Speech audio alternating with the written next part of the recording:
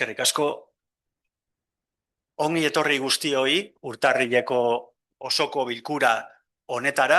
Lehenik eta behin, azkenengo bilkuretan eta batzorde informatiboetan ere arazoak egon dira itzultzailearekin eta audiosistemekin, baina espero dugu arazorik ez izatea sesio honetan. Bai, arazorik balego, zuzenean, elebidun egingo genuke sesio osoa. Es que está altísimo. Es que yo no. Bai, beraz, naiz eta altu egon, aurrera egingo dugu. Bai, bale, aztergai zerrendaren lehenengo puntua, 2025ko abenduaren 23ko aurreko aktaren onarpena, bidezkoa bada. Zerbait esaterik aktaren inguruan? Orduan aurrera egingo dugu. Bigarren puntua, Joseba Mikel Santiago Epelde jaunaren zinegotzi kargoaz jabetzea. 2126/2023 espedientea. Eta hitza emango diot idazkariari. Bai, galdera irakurriko dizut. Joseba Mikel Santiago Epelde jauna, benetan eta zeure horez zin egin edo hitza ematen duzu, Sopelako udaleko zinegotzi karguaren betebeharrak leialki beteko dituzula erregearekiko zintzotasunez eta konstituzioa estatuaren funtsezko arau gisa bete eta betearaziko duzula? Vale.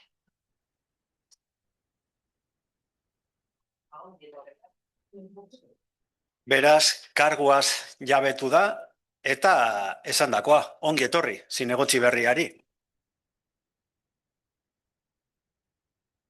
Bale, jarraituko dugu aztergai zerrendaren urrengo puntuekin. Atal erabakitzailean ez dago punturik gai zerrendan, beraz zuzenean pasako gara argibide, sustapen eta kontrol atalera. Hirugarren puntuan, ondorengo alkatetza dekretuen berri ematea.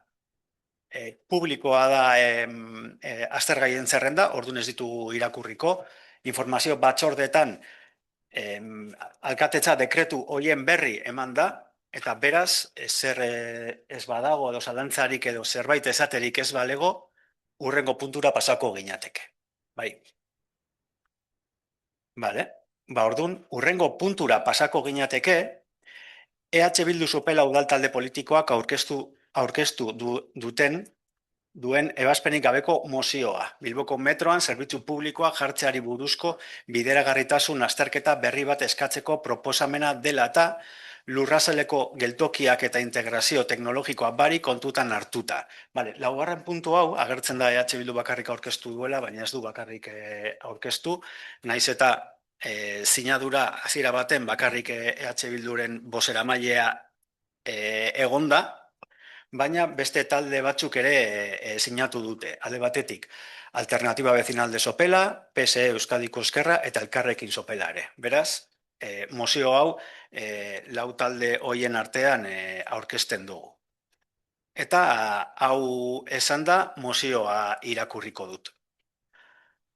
Mozioa Metro Bilbaoko zerbitzu publikoen instalazioari buruzko bideragarritasun azterketa berri bat egiteko eskatzeko, gainazaleko geltokiak eta integrazio teknologikoa barik kontutan hartuta.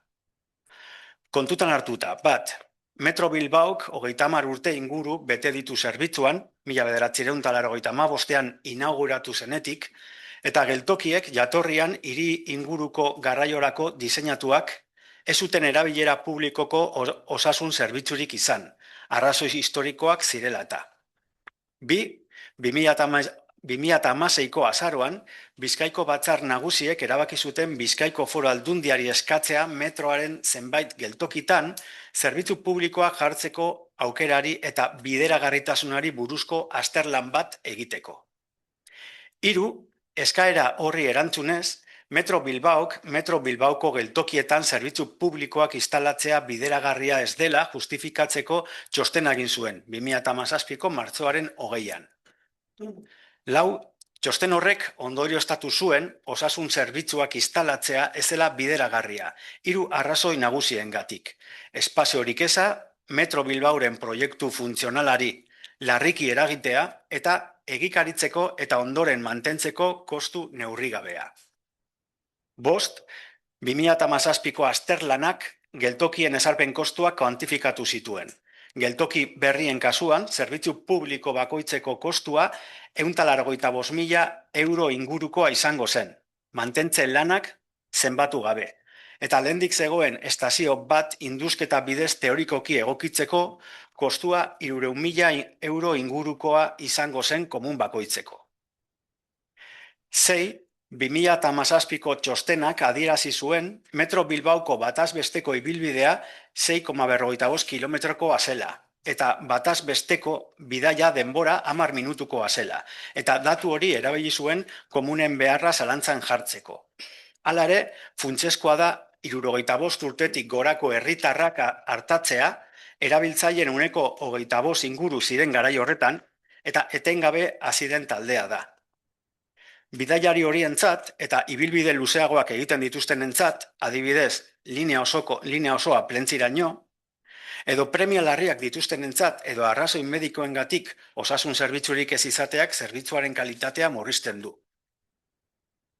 7. Txostenean aipatutako zailtasun tekniko nagusiak eta kostu handiak lurpeko eta tunelpeko estazioen berariazko diseinuarekin, ala nola aitzuloa 80.000 euroan luzatzea, eta ebaluazio ibilbideekiko interferentziarekin lotuta daude. Hala ere, txostenak ez du sakonean aztertzen azaleko estazioen eta tunelik gabeko estazioen bideragarritasun teknikoa eta ekonomikoa. Horietan zailtasunak egingarriagoak izan baitaiztezke. Adibidez, Plentziako linearen goiburuetan. 8. puntua, txostenaren aintzinatasuna 2017, saneamendu sistemen aurrerapen teknologikoak segurtasuna vandalismo arintzeko eta konponbide arkitektonikoa kontutan hartuta beharrezkoa da egungo egoera eta konponbide malguagoak ezartzeko aukera berriz ebaluatzea. 9. egia da 2017an Bizkaiko batzar nagusietan antzeko ekimenak baztertu zirela arrazoi teknikoengatik, segurtasunagatik eta kostuagatik. Hala ere, testuingurua nabarmen aldatu da. Metro sarea handitu egin da, bidaiak denborak handiagoak dira, eta gaur egun adostasun instituzional eta sozial handiagoa dago zerbitzu publiko irisgarri eta inklusiboen beharraren inguruan. Batzar nagusiek komun publiko inklusiboak gaitzea aho batez onartu izanak erakusten duen bezala.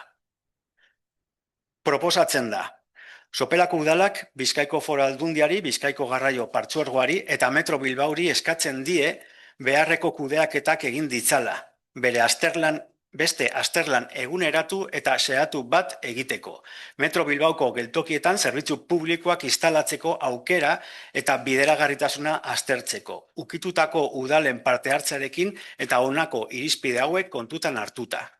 1. Azterketa estrategikoa eta partziala. Azterketa erabilera publikoko osasun zerbitzuen ezarpen selektibo eta estrategikoko eredu batean zentratzea. Nahikoa litzateke 4-5 geltokietatik behin eta metro linea bakoitzaren adarretan bakarrik, bidai luzenetako beharrak asetzeko. Geltoki guztietan instalatzea aurrikusten duen eredu baten ordez, zerbitzua maximizatzeko eta kostu osoaren gehikuntza masiboa saihesteko. Lurpeko 26 estazioetako aipatutako 5 milioi eurokoak bezala. 2. Tunel gabeko estazioen bideragarritasuna. Lurpekoak ez diren estazioetan, tunel gabeak, lur mailan azalera edo espazio handiagoa dutenak lehenetsiz, adibidez, linearen burualdekoetan, bideragarritasun teknikoa eta ekonomikoa berariaz aztertzea. 3. Sistema adimendunen implementazioa barikarekin. Komunetarako sarbidea errazteko, txartelen balioestatze ilara baino lehen bai daude, eta zerbitzu horietara barik txartelaren bidez sartzeko aukera emateko aukera tekniko eta operatibo berritzaileak aztertu beharko lirateke. Sistemara berriro sartzeko aukera emanez zigorrik eta txartel bikoizturik gabe denbora mugatu batean. 4. Kostuen eta arriskuen eguneraketa. Implementazioa eta mantentze kostuak berriro ebaluatu beharko lirateke teknologia modernoan argitan, eta segurtasun eta vandalismo arriskuak minimizatzen dituzten sistemen ebaluazio sakonagoa egin beharko litzateke. Baita evakuazio prozedurarekin eta hodi elektrikoekin interferentziak ere. 2017ko txostenean identifikatutako oztopo nagusiak izan baitziren. Eta bosgarrena eta azkena, ondorioak udalei helaraziko zaizkie adostutako akordioak lortzeko eta hala badagokio udalerri bakoitzari egokitutako jarduera koordinatuak bultzatzeko. Beraz, hau litzateke mozioa eta orain hitza emango dizuet, mozioa eztabaidatzeko. Eder? Bai, azkar, kalitatezko zerbitzu publikoak bermatu behar ditugu eta oreka bilatu kostuen eta zerbitzu horren kalitatearen artean. Horregatik elkarrekin sopelatik babesten dugu mozio hau, ia 10 urte beranduago azterketa berri bat egiteko eta dauden aukera guztiak aztertzeko eta zerbitzu kalitate handiago duen zerbitzu bat bilatzeko guztion artean. Eskerrik asko. Eskerrik asko, Eder. Teresa. Yo fundamentalmente me remito al texto de la moción y también hacer constar que sí, ha pasado mucho tiempo desde el último estudio, las líneas han cambiado, la sociedad ha cambiado y facilitar el acceso a un servicio para muchas personas indispensable creo que es un deber que ocupa a las administraciones públicas. La moción se pide que se estudie las posibilidades y se analicen los costes. Luego, poco a poco, podrían ir implementándose las acciones en virtud de los presupuestos de cada entidad. Solo, en principio, se pide este paso y luego pues, ya se irá avanzando en este sentido. Eskerrik asko, Teresa. Marisa. Sí, estos servicios yo personalmente los llevo pidiendo desde que se inició el metro. Antes, con el tren normal que teníamos de siempre, había en casi todas las estaciones, si no eran todas. Y como dice, a veces por cuestiones médicas se necesita un baño. Al menos en las estaciones que no son subterráneas, yo creo que es mucho más fácil y menos costoso el poder poner un baño de estos, un servicio. Así que, además, con la tarjeta de la BARIC, creo que tienen un poco ahí más la seguridad de que no va a haber vándalos o que no vayan a dormir ahí gente sin casa o yo qué sé, o sea, no sé, porque siempre que lo he solicitado me decían que era por seguridad, que pueden meterse los drogadictos, en fin, suciedad, no sé qué.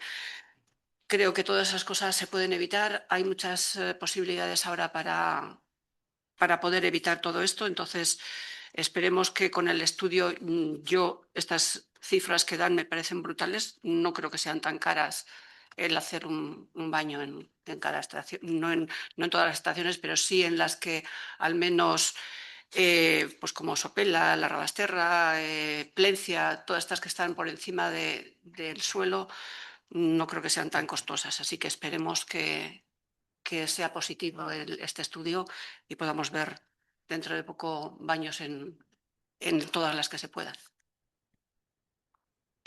Eskerrik asko, Marisa. Angelines. Sí, yo también voy a tratar de ser rápida. Como EAJ, no apoyamos en estos términos la moción que planteáis el resto de grupos. No creemos la necesidad de que nosotros, como Ayuntamiento de Sopela, instemos al metro a decir qué tiene que hacer con el tema de los baños públicos. Consideramos que ellos tienen una serie de prioridades en cuanto a inversiones y necesidades que las van haciendo como toda empresa, el cambiar los vagones, los convoys, hacer más líneas. Quizá en este momento no sea esa necesidad, no la ven porque primeramente tampoco normativamente no es exigible. Hay metros de otras ciudades españolas, hay varias que no tienen tampoco baños. Luego, verdaderamente el estudio está hecho en el 2017, pero tampoco la frecuencia, los recorridos, los tiempos de espera son similares a lo que pasaba en el 2017. Entonces, consideramos que si no ven la necesidad, así se ha trasladado a la ciudadanía, es por algo. Lo que sí, nosotros creemos que nuestra competencia como Ayuntamiento de Sopela, desde luego, es velar por lo que podemos hacer nosotros, no instar a que hagan los demás estudios. Entonces, sí, consideramos que la población se va envejeciendo, no somos, dejamos aparte los problemas médicos que tuviera la gente. Entonces, sí, os instamos como equipo de gobierno a que os planteéis el estudio y el hacer baños móviles en la estación de Sopela y en la de la Rabasterra. Así, por lo menos, a nuestros vecinos, que quizás son los que tienen más recorridos y tienen que ir a Bilbao, de Sopela a la Rabasterra a Bilbao, pues velamos porque por las necesidades las abordamos y las podemos cumplir como ayuntamiento, y no pensar que el Metro Bilbao lo va a solucionar. Eskerrik asko, Angelines.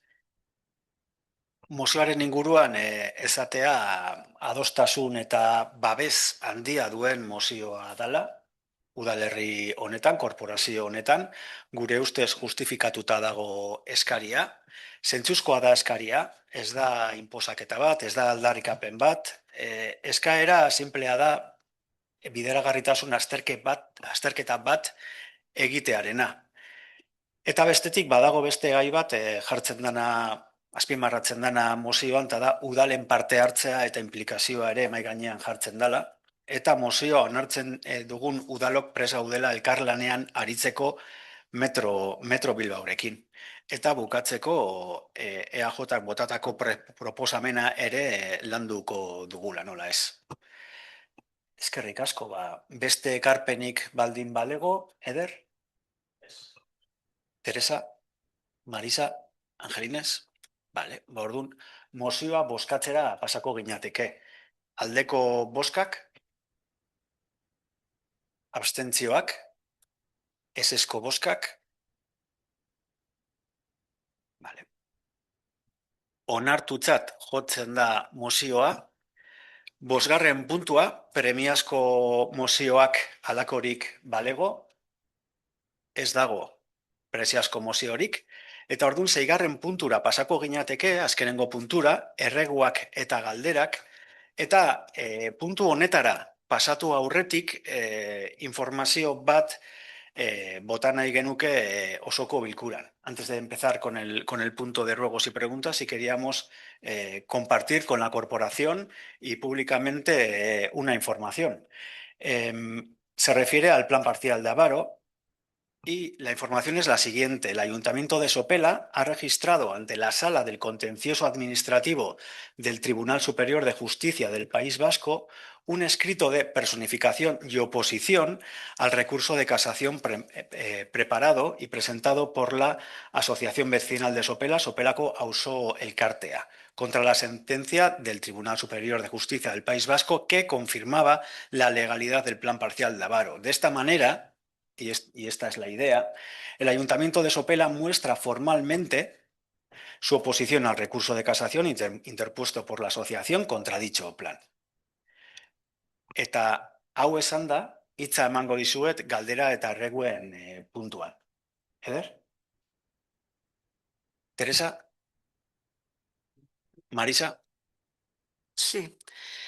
El día 18 de junio del año pasado, 2025, hubo un abogado que registró 13 escritos en el que denunciaba 85 adosados por ilegalidades urbanísticas. No estamos en turnos de preguntas, Marisa.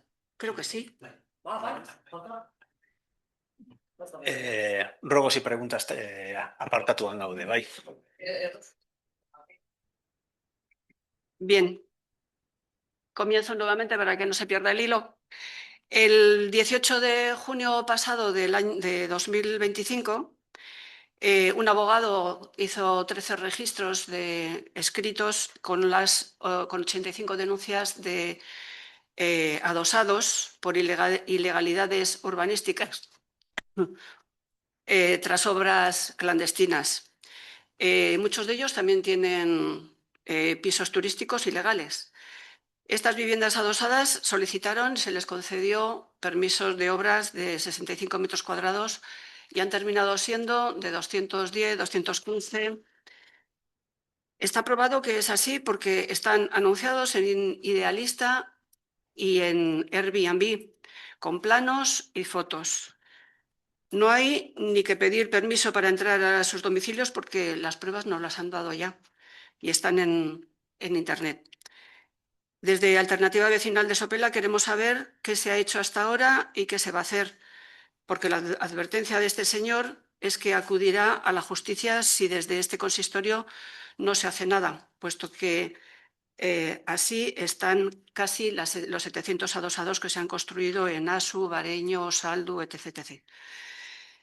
En los 3 primeros meses, desde que se hizo la denuncia, se debía de haber contestado e incoado expediente de restauración de la legalidad urbanística y haber mandado carta a los propietarios para inspeccionar. Ya han pasado 7 meses. Queremos saber si se ha hecho algo para esto. Vale, hitza emango dio hirigintza zinegotziari, Mikel Tapiari. Zuk esaten dituzunak salaketa horiek jasota daudela hemen udalean eta aztertzen ari garela. Eta aztertzen ari gara alde batetik juridikoki eta teknikoki. Ikusten ditugu hor agertzen diren gauza batzuk eskatu beharko diegula zeintzu diren arrazoiak edo argitzeko zergatik bestelako iritzia badagoela hemen hori puntu batzuen gandik.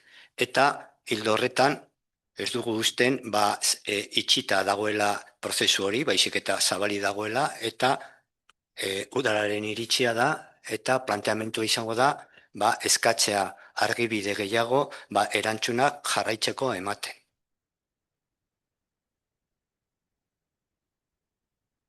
Marisa, zerbait esateko? Sí, quería saber si se ha puesto en contacto ya con los vecinos que se les ha denunciado, con este señor que es el que ha puesto ha hecho los registros, si por ver algo más, si es que... Esaten ari naiz, prozesua ez da erantzunak emateko zuzenean, baizik eta badagoela prozesu eta prozesu hori zaindu beharko dugu. Lehendabizian jaso dugu horrelako zalaketak eta estudiatu izan direla ja, bai juridikoki, bai teknikoki, eta erantzuna emango diogu jarri duen pertsona horri, eskatu argibide gehiago. Eta gero izango dira hurrengo pausoak, baina lehendabiziko pausua da hori. Vale. Pizkat saio hau bukatzeko, prozedura martxan da, aztertzen ari da udalak, eta behar denean kontaktuan jarriko da interesatuekin. Baina prozedura zehatz baten barruan. Bai. Vale. Eta hau esan da ere, orain EAJ-ari emango diogu hitza. Bai, Amaia.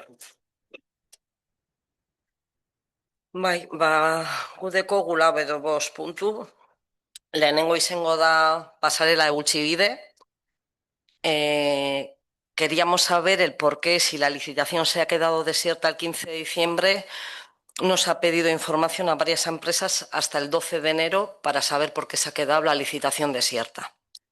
Eso ¿por qué se ha tardado tanto tiempo? Sabemos que hay vacaciones de Navidades por medio, pero un mes nos parece excesivo. Luego, ¿quieres que te diga una a una o...? Vale, o sea, ¿batera? Vale. Luego, con las licitaciones de surf, bueno, con esto llevamos varios meses trabajando. A día de hoy no tiene ningún tipo de información las empresas hasta el día de ayer, y porque las empresas se pusieron de acuerdo para preguntar a la técnica. Yo la semana pasada me puse en contacto con uno de los técnicos para ver cómo estaba el proceso. Me comentaron que habían solicitado el permiso de costas y que no habían tenido respuesta. Entonces, desde EAJ solicitamos la información en costas. Nos trasladaron que estaban trabajando en ello, pero que sí que podían adelantar y que si llamaban la técnica del ayuntamiento directamente, que se iba a dar permiso a todo lo que se había solicitado con validez a día 1 de enero. Según la técnica de costas, se pone en contacto conmigo, porque yo dejo el recado, llamo a la técnica del ayuntamiento, le doy esta información. Esta semana le he vuelto a llamar para ver si se ha adelantado algo y bueno, pues nos sorprende mucho que se ha hecho un requerimiento de un plano desde costas y la técnica, la información que me ha dado es que no están trabajando ni han hecho nada de la licitación ni los pliegos porque tienen otros pliegos prioritarios. Entonces, claro, cuando estamos hablando del trabajo de, ya no voy a nombrar 100 personas, no sé cuántas familias de Sopela y demás que están sin operar y sabéis que están sin licencias todo enero, pues que no sea prioritario no nos llama la atención. Y respecto a este mismo tema, sobre el talud de Barinache, que tiene que ver, sí que es cierto que las comisiones y Miquel nos aportó la información, bueno, pues que el ayuntamiento ya había hecho la prolongación de la contratación para la estabilización del talud y demás, porque caducaba, entonces había que volver a sacar para sacar en septiembre. Y en el último pleno, cuando reclamamos, se nos informó que se iba a hacer una comisión de seguimiento y tal. A día de hoy sabemos que no se ha reunido esa comisión de seguimiento, entonces queremos solicitar al equipo de gobierno que nombre ya esa comisión o que cite ya, por el hecho de que hay 4 instituciones, 5 metidas para llegar a acuerdos, porque de ahí van a tener que sacar pliegos y licitaciones otra vez, y esto lleva un tiempo y, claro, la prolongación del contrato es hasta septiembre y el aviso de costas es hasta que termine el servicio de temporada. Entonces, para que se cree, se le dé ligereza a la licitación de SURF y le dé ligereza a esa comisión de seguimiento. Luego, en cuanto a parapente, pues, a ver, llevamos meses solicitando que se le haga caso a la empresa. Después de hasta la comisión y pleno de noviembre se nos dice que sí se ha reunido, luego vino aquí la empresa, se demostró que no. Tenemos conocimiento que se ha reunido con la empresa la segunda semana de diciembre y queremos saber qué se ha hecho al respecto. Queremos conocer si se ha puesto en marcha la ordenanza que se ha puesto, que está en manos únicamente del ayuntamiento, y el departamento de turismo tiene en su poder un mapa que facilitó EAJ, que a su vez a nosotros nos facilitó la Diputación para saber qué terrenos pertenecían al ayuntamiento. Y se sigue sin gestionar esa ordenanza y llevamos 3 años. Entonces, bueno, pues a lo mejor cuando termine la legislatura o siga habiendo accidentes, pues actuamos. Entonces, reclamarlo. Y luego, en cuarto punto, sí que es cierto que ayer en la plenaria de la Mancomunidad, bueno, pues pedí una información y solicité. Entonces, como todos bien sabéis, los partidos estatales de Podemos y el PSOE han llegado a un acuerdo para la regulación migratoria de los migrantes. Entonces, a nuestro partido se ha dirigido varias personas que viven en Sopela, pero que están de manera irregular, para saber lo que tenían que hacer. Desconocíamos los movimientos que había que hacer. Preguntamos ayer en la Mancomunidad cómo lleva Acción Social, si la Mancomunidad tenía algo que ver o no. Entendíamos que no, porque entendíamos que es estatal y que tiene que ver con extranjería y con el gobierno español. Pero no obstante, sí, como lo trasladamos ayer y lo hablamos en la Mancomunidad, quería trasladar al Ayuntamiento de Sopela que, si bien no se dan charlas de formación en la Mancomunidad, que se puedan dar charlas de formación desde el Ayuntamiento de Sopela para personas que se encuentren en esa situación y tengan la información para poder regularizar su situación. Hori bakarrik. Eskerrik asko. Vale, eskerrik asko Amaia. Saiatuko naiz ahalik eta informazio zehatzen ematen, eta ezin dudanean kideen laguntza eskatuko dut, edo bestela, burrengo komisioan edo burrengo plenotan emango dugu. Baina puntuz puntu, lehenengo puntua pasarela bultzibide zan, eta egia da, lizitazioa utxik gelditu dala, eta esan barra dago, sekulako barapaloa dala, ze proiektu oso garrantzitsua da, lan tekniko izugarri pilo egin da, finantzazio izugarri handia dago horren atzean, eta bertan bera gelditu da. Hau da, bertan bera gelditu da. Esan nahi dut, utzik gelditu dela lizitazioan.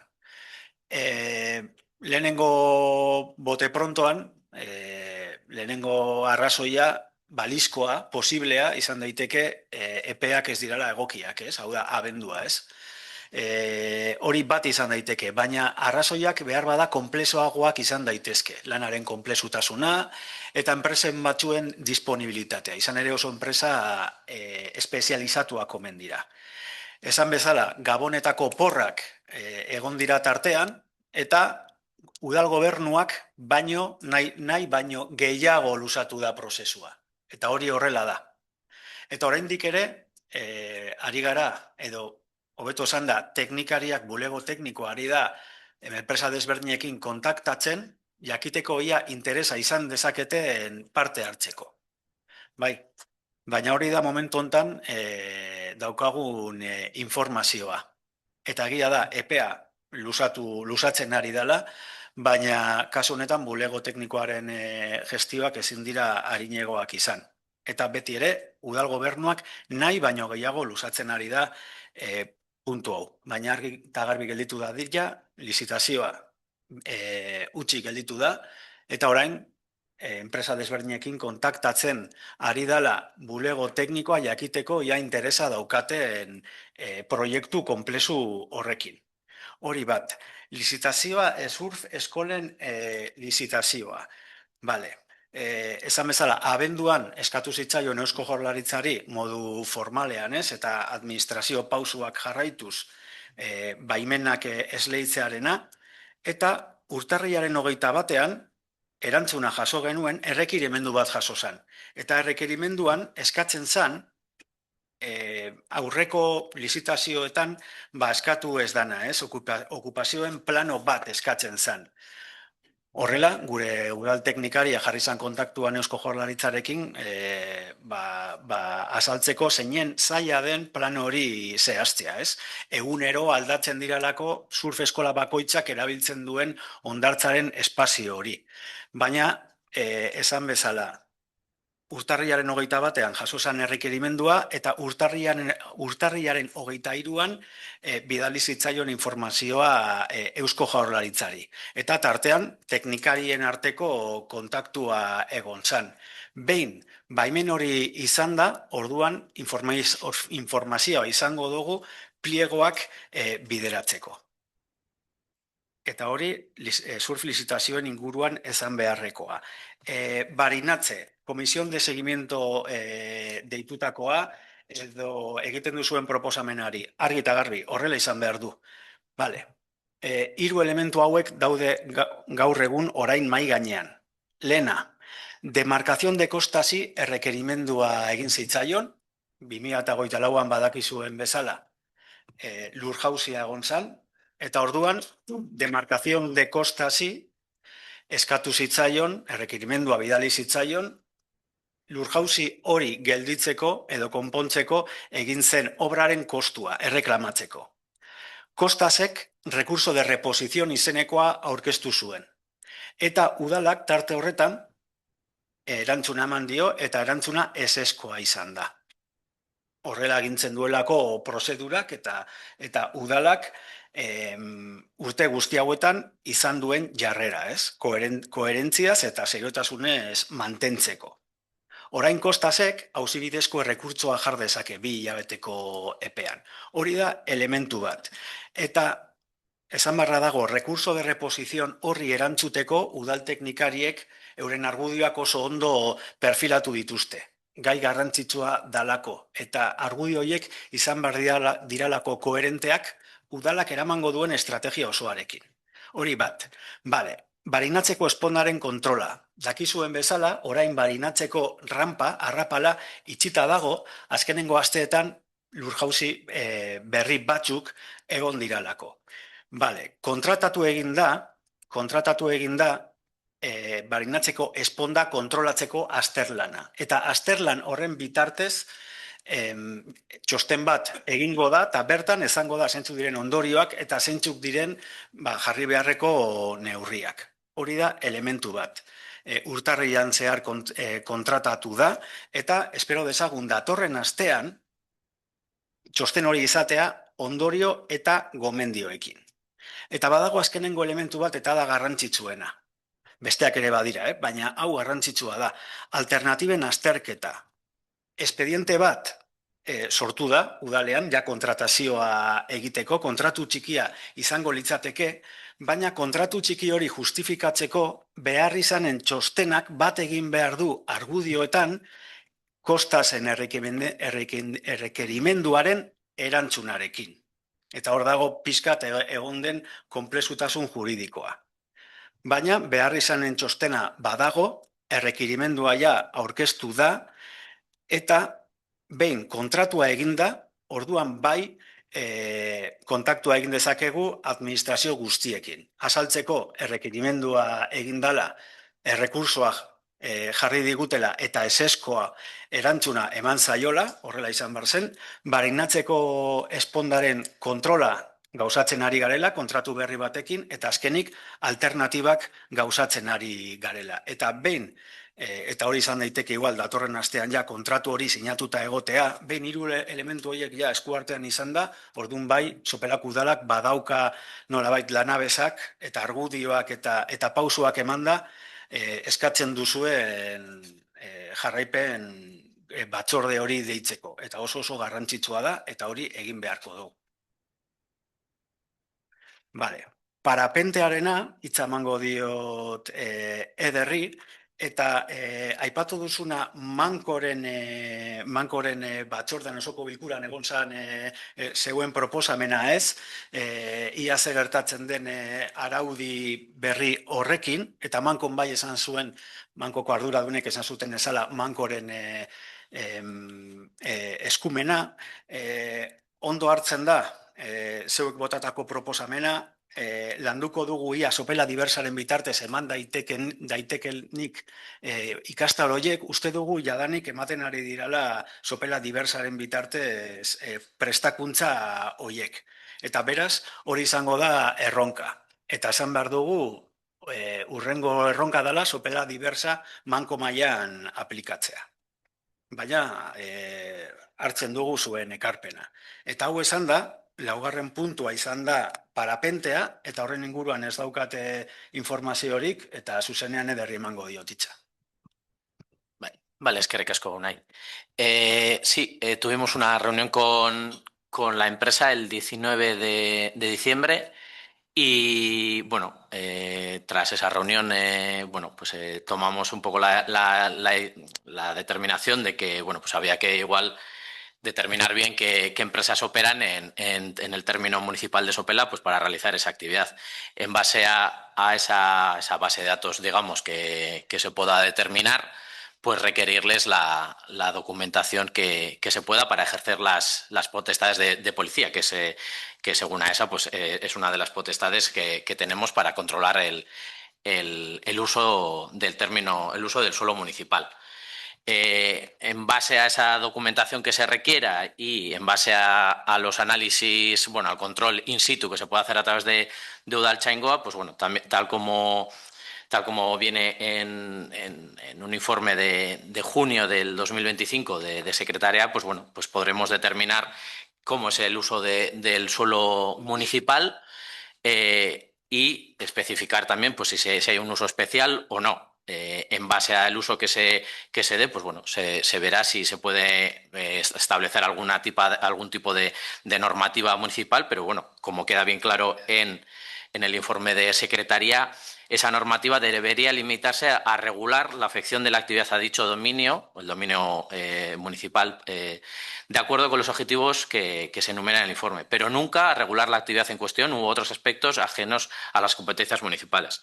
Entonces, bueno, en primer lugar, vamos a trabajar en esa base de datos de las empresas que realicen la actividad de parapente en Sopela, en el término municipal de Sopela, a controlar el uso que se hace del espacio público, del término municipal, y en base a lo que se extraiga de esa documentación requerida y en base al control que se haga in situ a través de Udaltzaingoa, pues ver realmente qué uso se hace del suelo público y ver a través de informes que se emitan, pues que si hay margen a establecer algún tipo de normativa o con el control y la puesta en comunicación y comunicar esos informes al órgano competente, que en este caso es AESA, aunque hay implicadas varias administraciones más, que también influye la ley de costas, y se irá analizando, pero lo primero es hacer uso de nuestras potestades de policía, que serían el control el control y tener bien definidos e identificadas esas empresas y luego tomar decisiones. Eskerrik asko. Eskerrik asko Eder, zuzenean emango diot hitza berriro ere Amaiari. Amaia. Bueno, es que yo no sé cómo empezar esta historia. Con este tema de parapente llevamos 2 años y medio en el cual hemos registrado en el ayuntamiento, no sé, ya los escritos los traje la otra vez, no sé si eran 5 o 7. Me contestas que a día de hoy no se sabe quién opera en Sopela todavía. ¿Quiénes son las empresas que operan? Pues bueno, después de 2 años y medio en tu cartera, deberías saber quién opera.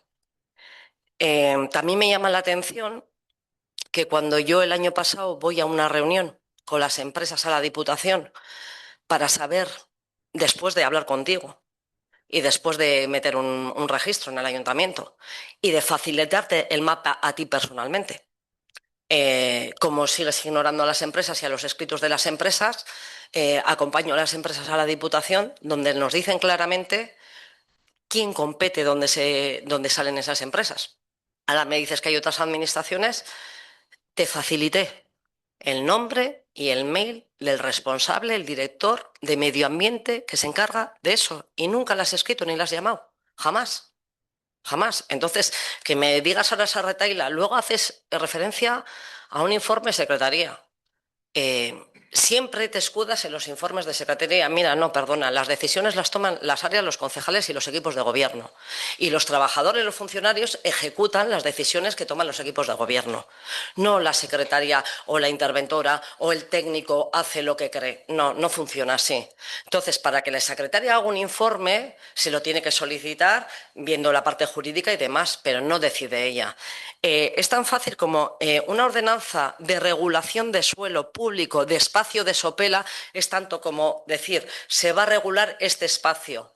Está registrado, está en catastro, pertenece a Sopela. Y a partir de ahí no hay ningún estudio más que hacer, porque si el terreno pertenece a Sopela, la policía local tiene potestad para presentarse y multar a aquellas personas que estén haciendo una irregularidad, como puede ser una venta ambulante de alcohol, que claramente en el pleno pasado lo dijo uno de las empresas. Entonces, que vuelvas a soltármela, es que es la misma retahíla que me soltaste en el pleno de junio. Han pasado 6 meses, ha venido la empresa, nos has mentido en público, nos has mentido en privado, se te ha dado toda la documentación y sigue igual. Yo pensando que al tener esa reunión el día 19 íbamos a evolucionar algo y me das la misma respuesta. Es que la tengo guardada, la misma respuesta. Mire, oye, no. Eso por la parte parapente. En cuanto al tema de la licitación de Bulchivil de pasarela, pues sí, es un tema muy complicado, es un tema que nos afecta a todos mucho, a unos más que a otros, sobre todo a la gente que vivimos en aquella zona, y creo que aunque se puedan complicar las cosas, desde el 15 de diciembre que se queda el desierto, la licitación, hasta el 12 de enero, pues las llamadas a las empresas, porque claro, nosotros teníamos la sospecha que igual las empresas estaban de vacaciones, pero hemos llamado a 3 de las empresas que operan. Una de ellas nos ha dicho que sí trabaja con Metro, pero, por ejemplo, porque son instalaciones técnicas muy potentes de forjados de hierro y demás, pero que no trabaja con ayuntamientos. Pero hay otras 2 empresas, hemos comprobado, que sí que han estado trabajando del 15 al 22 de diciembre. Entonces, en el momento que se hubiese quedado esa licitación desierta, que fue un martes, hasta el viernes se podía, porque sí es muy urgente. Y me da la sensación que estas cosas que nos decís que son urgentes, pues son urgentes de palabra, pero luego de hechos no. Y pasa lo mismo con la licitación de Sur. Me has dado una cantidad de información en cuanto a costas, tal. Conocemos, porque está todas las semanas llamando a costas y hablando con la técnica del ayuntamiento y con las empresas. Las empresas, aunque sea para decir, oye, estamos trabajando en ello, hemos presentado la autorización en costas, todavía no nos han contestado nada de información, que es lo que pasa siempre, nada. En cuanto al tema de si Costas está tardando mucho, sabiendo la problemática que ha habido y que el ayuntamiento ha tenido contacto con Costas, el ayuntamiento se tenía que haber puesto en contacto con Costas para decir, sabéis el problemón que tenemos, agilizar. Pero como desde el equipo de gobierno nos ha hecho, lo solicitamos por escrito a Costas y nos dan la respuesta. Y esa respuesta, en vez de registrarla o utilizarla de cualquier manera, se le facilita la técnica.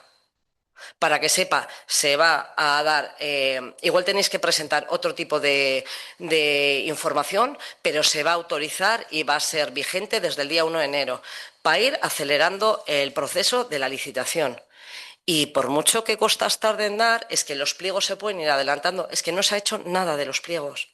Y me llama mucho la atención que se les iba a hacer partícipe a las empresas, pero no se ha contactado con ellas para saber de qué manera pueden participación o qué ideas le pueden dar a los técnicos para que estos desarrollen los pliegos. Si no se han puesto en contacto con ellos, pues esta licitación se puede salir en junio. Y pueden estar las empresas 6 meses irregularmente. Vinieron aquí las empresas, hubo una de las empresas que acabó en llanto, la preocupación que hay es máxima y bajo el punto de vista que hay socialmente es de un pasotismo total y lo tengo que decir así. Y sé que estáis trabajando en ello, pero igual no lo suficiente. Entonces lo tenemos que trasladar y lo tenemos que solicitar. En cuanto al tema del talud de Baninache, sí que es cierto que hay que llevar unos tiempos a la hora de contratar, se va a firmar el contrato, Miquel nos dio toda la información, se ha hecho lo pertinente, pero vuelvo a repetir, si hay varias administraciones, las cuales estamos hablando de Gobierno vasco, Diputación, Costas a nivel estatal y el Ayuntamiento de Guecho y el Ayuntamiento de Sopela, primero, para ponernos todos de acuerdo, independientemente de si Costas va a subir los derrumbes que ha habido o no, solo las actuaciones que va a hacer, cómo se va a hacer y si hace falta esa intervención es mayor de X dinero, es una licitación. No hace falta esperar a que conteste Costas el sí o el no, el ayuntamiento el sí o no. Se puede acelerar, ir haciendo reuniones y el decir quién se va a hacer cargo de esto, quién no, qué empresa es la más adecuada para este tipo de derrumbe, como trasladamos la otra vez, quién tiene conocimiento. En caso de que no se hace cargo y se lleva al contencioso y Costas no tenga que asumir, ¿quién va a asumir esto? Entonces, creemos que va a llegar septiembre y vamos a estar en la misma problemática, porque una licitación de esas características va a tardar muchísimo. También se corre el riesgo de que se quede desierta, porque son licitaciones como la de Bulchivide muy complicadas, muy complicadas, y yo os lo digo por experiencia porque lo he vivido. Y entonces hay que empezar a trabajar ya, a cortar lo que podamos acortar. Porque este proceso se va a alargar, va a llegar, igual que en Navidades, van a llegar las vacaciones de verano. Si dependemos de un técnico, si es una mesa con el equipo de gobierno y con las instituciones que tienen responsabilidad, trabajemos en ello, pero trabajemos en ello ya. No se puede decir, no, es que no ha salido, es que se ha firmado el contrato, independientemente. Igual que el permiso de Costas. No ha llegado el permiso de Costas, pero se puede ir adelantando por otro lado, poniéndose en contacto con las empresas, si ellos echan en menos o algo en la licitación, que es lo que se quedó en hacer con ellos. A día de hoy ha pasado. Es que con este tema llevamos desde junio del año pasado. Ha llegado, ha pasado, no ha salido la licitación a tiempo, no se les da información, pero encima la respuesta de ayer es que hay otras prioridades. Oiga usted, pues a mí me parece muy preocupante, mucho, que haya otras prioridades que no digo que no sean importantes, pero que la gente de este pueblo se quede sin trabajo. Bastante preocupante. Eskerrik asko, Maia. Pixkate banan erantzutu arren, Bultzibide aipatu dugu luzatzen ari dala enpresekin izandako kontaktu hori eta batez ere argitzeko zergatik izan dan zehazki eta zein berriro aipatzen dute lehen esandakoa. Eta ze enpresak izan dezaken interesa, eta urgenta izan da udal gobernuarentzat, eta gainean egon gara, eta gainean egoten ari gara. Baina lan prozesuak horrelakoa dira, eta benetan teknikariaren aldetik ere, edo arduradun teknikoaren aldetik, tramite tekniko horiek, kontaktu horiek egiten ari dira. Eta gu gainean gaude, eske gara lehen interesatuak. Eta hau da benetan gertatzen ari dana bultzibideren asuntuarekin. Da zerbait urgentea, gaina aipatu genuen, hainbat forotan lehentasun bat dela, eta horrela kudeatzen ari gara. Baina, oztopo praktikoak daude, eta hori horrela da. Surf lizitazioen kontuan, abenduan, jaso genuen Eusko Jaurlaritzatik baimenak ja eskatzearen nolabait epea edo prozesua hasi zitekela, ni neu pertsonalki, formalki, eskatu nion laguntza Eusko Jaurlaritzako zuzendaritzari, eta esan nion, hau oso lehentasunezkoa da, egin dugu eskaria erantzun mesedez alik eta azkarren, eta erantzuna etorri da urtarrilaren 20an, barkatu, data zehazki ez daki zen izan dudan, baina izan da urtarrilaren erdialdean, eta izan da Eusko Jaurlaritzaren prozedurak berea egin duenean, eta orduan guk erantzen dugu alik eta azkarren. Eta behin jasota baimena alik eta azkarren jarriko gara lizitazio horiek aurrera ateratzen. Eta barinatzeren asuntuan gauza bera. Ze gertatzen da? Azkenean da negoziazio prozesu bat. Negoziazio prozesu bat da. Eta eztabaida prozesu bat. Hainbat administrazioekin. Eta administrazio gehienak gu baino askoz ere handiagoak eta altxoagoa dira. Eta gu ditugu gure eskumenak eta beraiek eurenak. Eta horretarako, eztabaida horretarako guk elementu guztiak izan behar ditugu.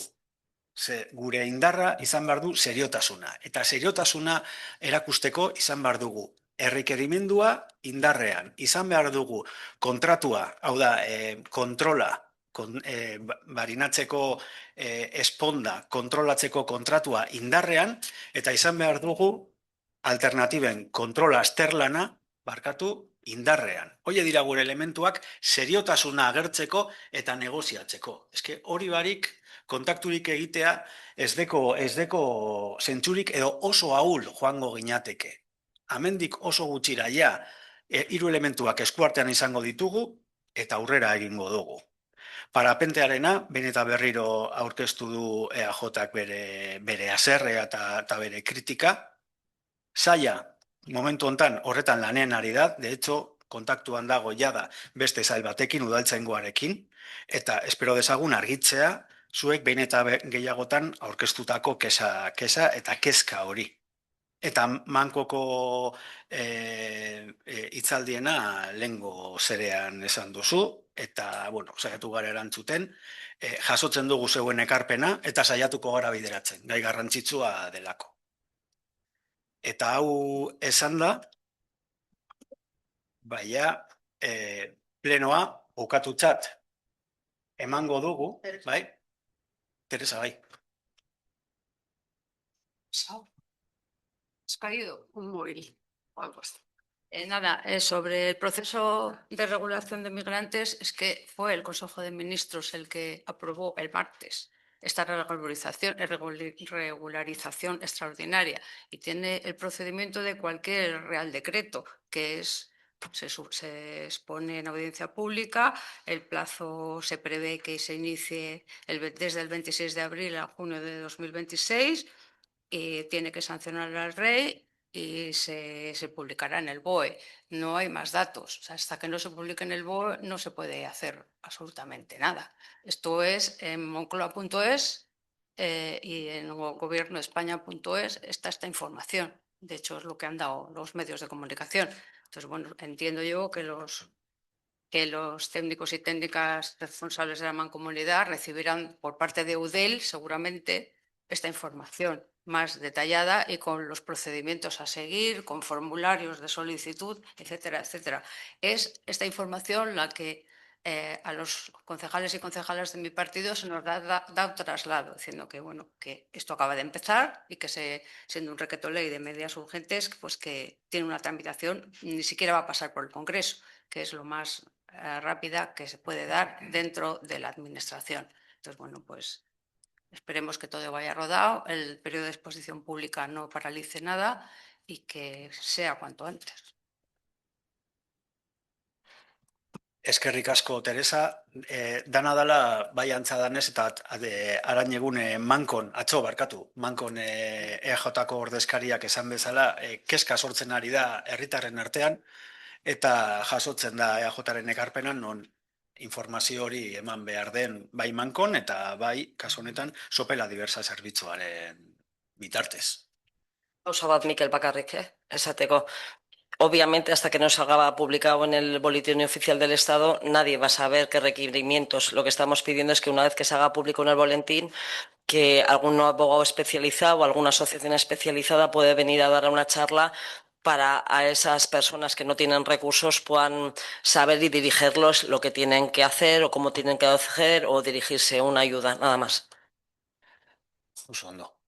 Bueno, imaginatzen dut gizarteko batzorde informatiboan gai hau joango dala lantzen eta informazio ematen eta baita ere eman komunitatean. Eta hau esan da, herritarrei emango genieke hitza